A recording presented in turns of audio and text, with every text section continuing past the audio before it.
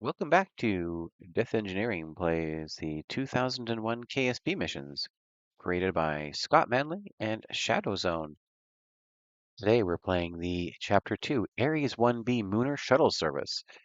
We have a special charter flight for the Aries. Dr. Heywood Kerman needs to be delivered to Klavius base near the south pole of the moon. The base is under quarantine, but don't worry, they'll let you in. Wait a minute, did they accentuate don't worry, they'll let you in? Or was it more like, don't worry, they'll let you in? It would really help to understand exactly how they accentuated that when they wrote that down. Scott, if you could get back to me on that, it would really help because I'm really concerned how the mission is. If there's going to be like a serious problem getting into quarantine, am I going to need any kind of authorization? Don't worry, they'll let you in. Don't worry, they'll let you in. It would really help. If you can get back to me on that one, Scott, it would really help. You're in charge of delivering our special operative, Heywood Kerman, to Klavius base on the moon. Speed is important, so don't be afraid to burn more fuel than usual to get there as quickly as you can. Klavius Base is a crater near the South Pole. You've been cleared for landing during the quarantine. Don't worry. I know for a fact you're not going to be exposed to any deadly pathogens, so just concentrate on getting there fast. Who said anything about deadly pathogens? Now I'm even more concerned.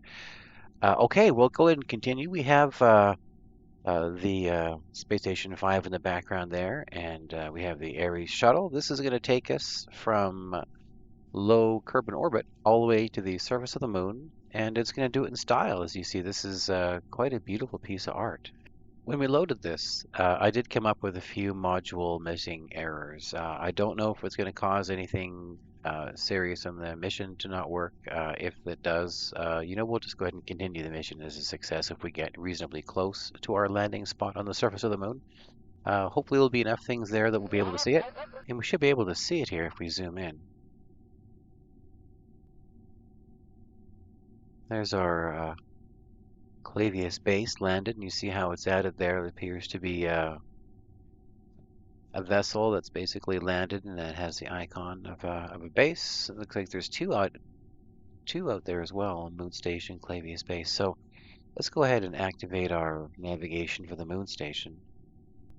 And as time is of the essence, let's go ahead and see where the moon is and see what it's going to take to get us there fairly quickly. So it looks like we're not at a super great position. We are leaving a little bit late. However, if we just start burning from this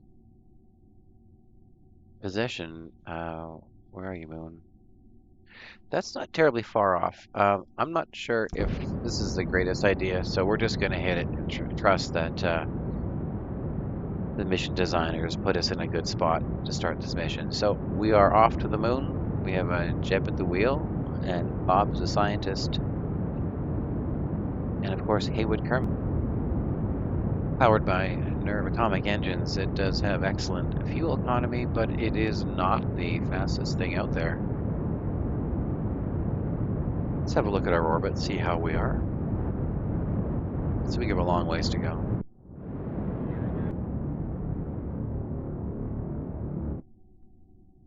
Okay, we have an encounter with the moon. I think we're going to go a little bit further in as we do see our ascending node here. No, descending node. And we need a polar encounter. So we're going to burn straight, basically, to a polar encounter. And set up a mid-course correction burn right about here. All right, well, we have 1,833 meters per second delta V left over after our moon encounter burn. Doing the quick math here, if we were doing an optimal encounter and landing, that would be lots, but we're not really doing that. So I think what we're going to do is basically try to get out there using the current speed that we have. I don't want to try to pick up any speed on the way out there while we do this encounter, or while we do this mid-course correction. And that's not exactly on the South Pole either, is it?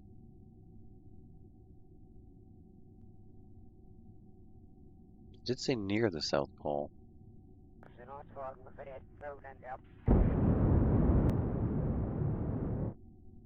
We're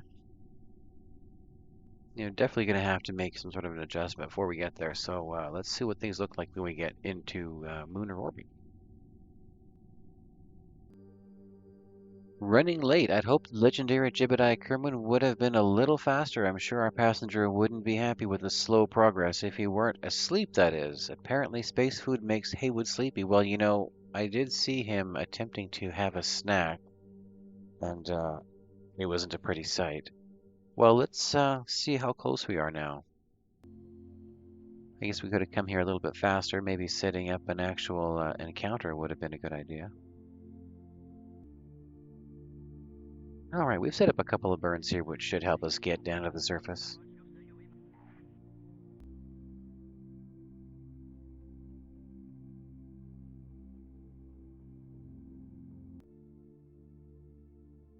And the producer had the audio mixer for the background music muted earlier, so they've apologized for that, and they've gone to get me a coffee.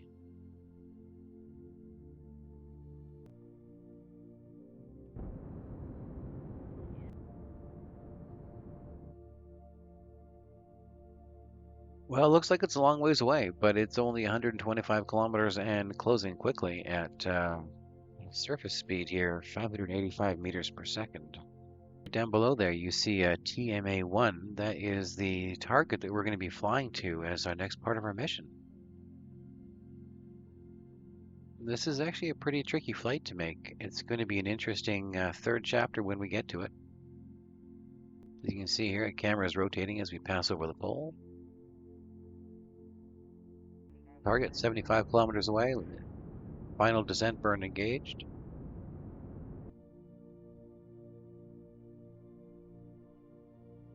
We're going to have to make a course correction here in the anti-normal direction.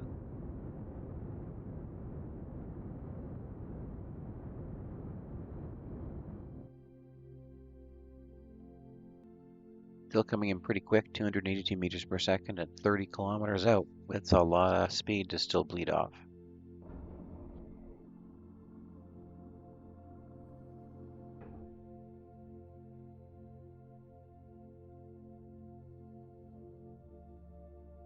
Okay, Heywood, time to get up. We're almost here. As we get over top, we'll try to bring our speed down to 0.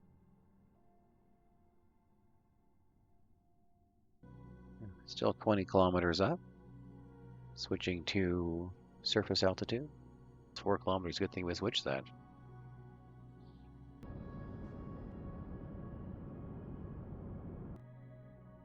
I have not been to the South Pole since the moon has been resurfaced. This is pretty impressive. Can't wait until parallax kicks in.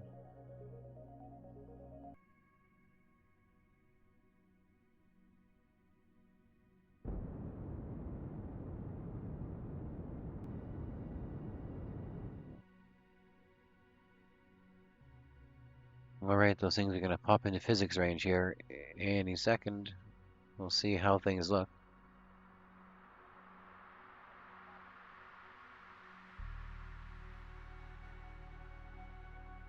Okay, everything popped in. I see some lights down there, and nothing just naturally exploded. That's always a good sign. I assume what's lit up there is our landing area.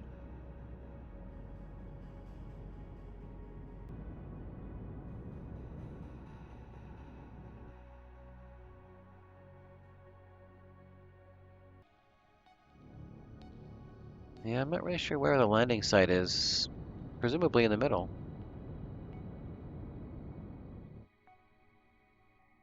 Oh wait, I think that's the landing site there. That's the base. Of course,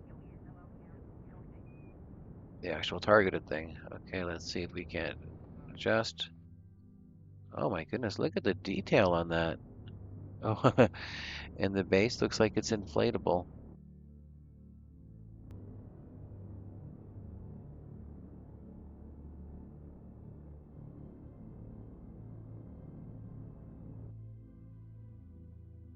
And we have set down on Moon Station.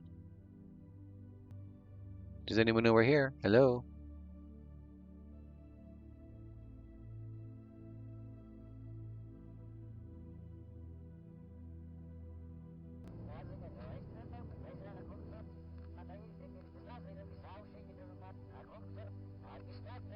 We hopped around a few different places, and it doesn't look like whatever it is that needs to trigger the mission completion is triggering the mission completion. So we're going to go ahead and call it done. We're down here at Moon Station. That was an amazing flight. We'll attempt to try it again at some point in time and get here a little bit faster, but only 364 meters per second delta V left at our landing.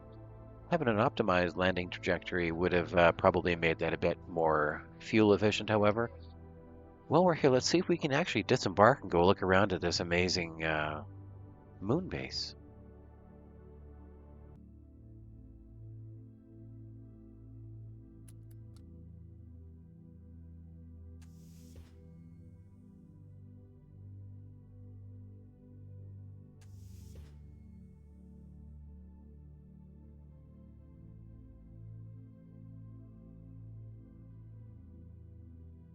That's interesting.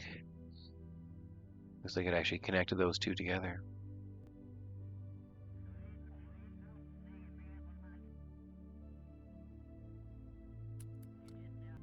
Well, we're gonna have to blow up our Aries in order to try to get out. So, why not?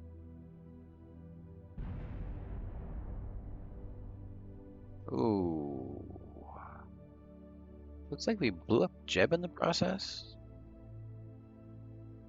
Yeah. Well, that's all right. I think we can now, at least we can get Bob out. No, no, Bob can't get out. Let's try to deploy the other one and see if that's less destructive. Hang on, Bob.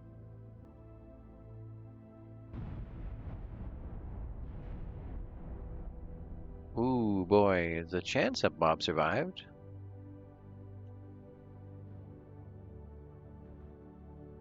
Hey, Heywood's okay. And so is Bob. Oh, sure, now it detects that we've killed somebody. It won't let us EVA. Well, we were able to successfully make the landing, and unfortunately, our curiosity blew up the Jeb and perhaps half of the moon base. But thanks a lot for joining in this chapter of 2001 KSP missions by Scott Manley and ShadowZone. We'll come back to the third chapter in this mission where we will be flying from the moon base out to the TMA-1 monolith. Have an awesome day.